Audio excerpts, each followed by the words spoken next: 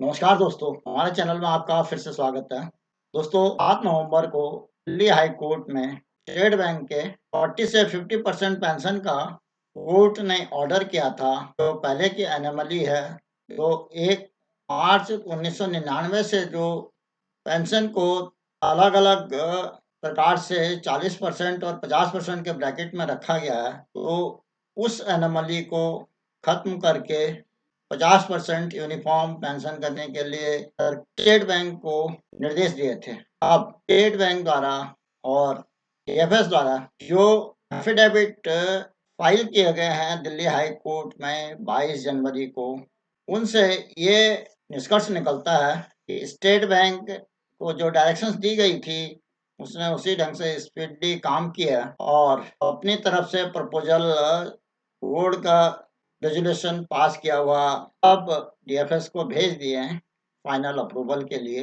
Pi की approval भी साथ लगाई गई है। तो स्टेट बैंक की तरफ से मामला अब डीएफएस के पास पहुंचा हुआ है। अब डीएफएस के वकील को पूछा गया, तो उन्होंने ये बताया कि ये मैटर स्टेट बैंक से आया था, हमने उसको एनालाइज़ किया और लीगल ओपिनियन के लिए ministry of law and justice को भेजा गया। लीगल ओपिनियन के लिए ministry of law and justice के लिए भेजा गया है और जैसे ही वहाँ से उनकी ओपिनियन आएगी तो उसको हम आगे बढ़ेंगे। दोस्तों, साथ में डीएफएस के या गवर्नमेंट के वकील ने, एडवोकेट ने कोर्ट से 8 हफ्ते का और टाइम मांगा है ताकि कोर्ट की डायरेक्शंस का पालन किया जाए।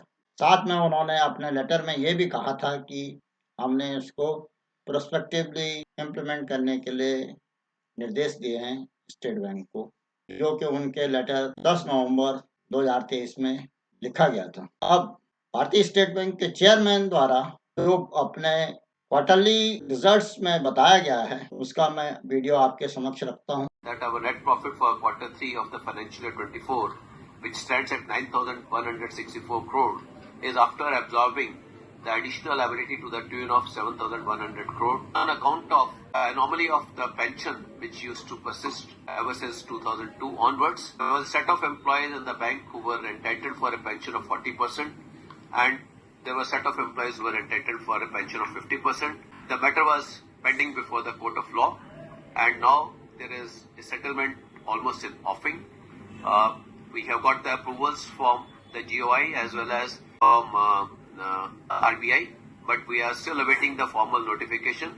But nevertheless, since we were in a position to have a very clear visibility of this liability, we have provided for this additional provision of 5,400 crore on account of this increase in pension for all the employees.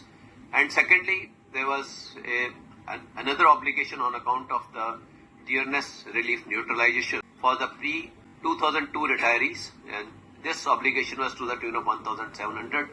It's a one-time obligation which was required to be provided for, and I'm happy that we could provide for all this, and despite that we are in a position to generate the Q3 profit numbers of 9,164 crores. दोस्तों, जैसे कि state bank के chairman ने कहा है कि हमने Delhi high court के निर्णय को और डीएफएस की कमेटी के रिकमेंडेशन को ध्यान में रखते हुए 5,600 करोड़ के करीब का प्रोविजन किया है इस क्वार्टर के प्रॉफिट से।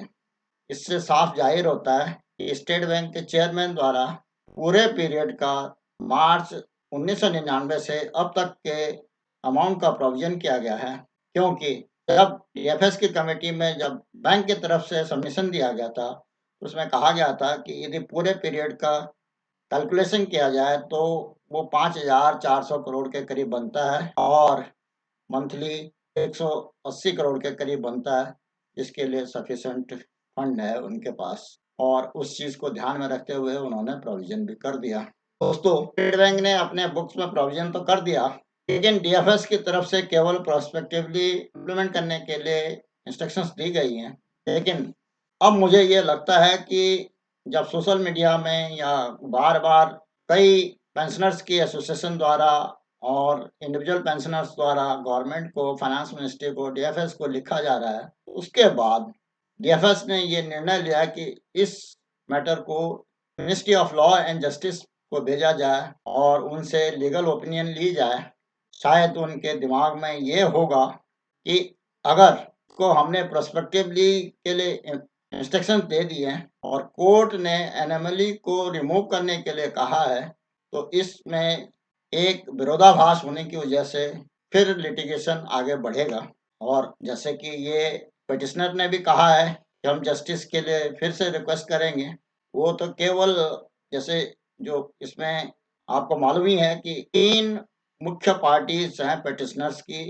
पहली पार्टी है federation of state bank pensioners association, दूसरी पार्टी है ग्रुप ऑफ पेंशनर्स जिसको कि श्री उमेश शर्मा जी हेड कर रहे हैं, और तीसरा जो पार्टी है श्री मनोहर लाल जी है जिन्होंने इंडिविजुअल बेस पे रिट फाइल की है, और ये तीनों writ simultaneously Delhi high court में चल रही हैं। और जब भी सरकार द्वारा नोटिफिकेशन हो जाएगा और ये प्रोस्पेक्टिवली इम्प्लीमेंट कर दिया जाएगा, मुझे लगता है कि उसके बाद ही ये तीनों पार्टी कोर्ट में फिर से रिट्रोस्पेक्टिव इफेक्ट के लिए अपनी रिक्वेस्ट फाइल करेंगे। दोस्तों, अगले 1-1.5 महीने में क्या घटनाक्रम रहता है, इसके लिए हमें इंतजार करनी पड़ेगी। लेकिन उम्मीद है कि अगले जो 8 हफ्ते का टाइम मांगा गया है गवर्नमेंट या डीएफएस के एडवोकेट द्वारा, उस टाइम फ्रेम में अब 50% यूनिफॉर्म पेंशन रेस्टोरेशन का मामला प्रोस्पेक्टिव डेट से तो फाइनलाइज हो जाएगा, लोगों को पेंशन देना शुरू कर देंगे।